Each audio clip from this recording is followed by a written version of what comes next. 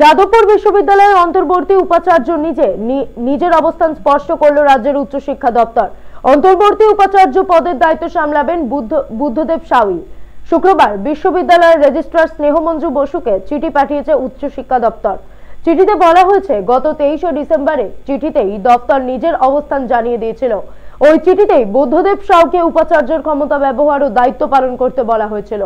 উল্লেখ্য, গত 23শে ডিসেম্বর যাদবপুরের অন্তর্বর্তী উপাচার্য বুদ্ধদেব সাউকে অপসারণের নির্দেশ দিয়েছিল আচার্য রাজ্যপাল সিভি আনন্দ বোস।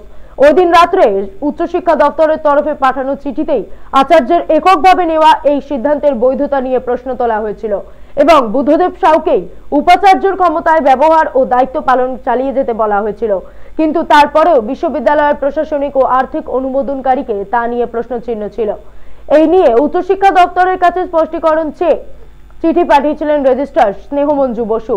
তার প্রেক্ষিতেই শুক্রবার নিজের অবস্থান স্পষ্ট করেছে উচ্চশিক্ষা দপ্তর।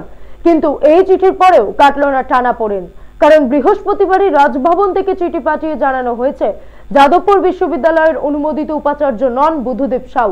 রাজ্যপাল সিভি আনন্দ বোসের নির্দেশে রাজভবনের সিনিয়র স্পেশাল সেক্রেটারি স্বাক্ষরিত চিঠিতে পাঠানো হয়েছে যাদবপুরের সহ উপাচার্য অমিতাভ দত্ত ও রেজিস্ট্রার স্নেহমঞ্জু বসুকে।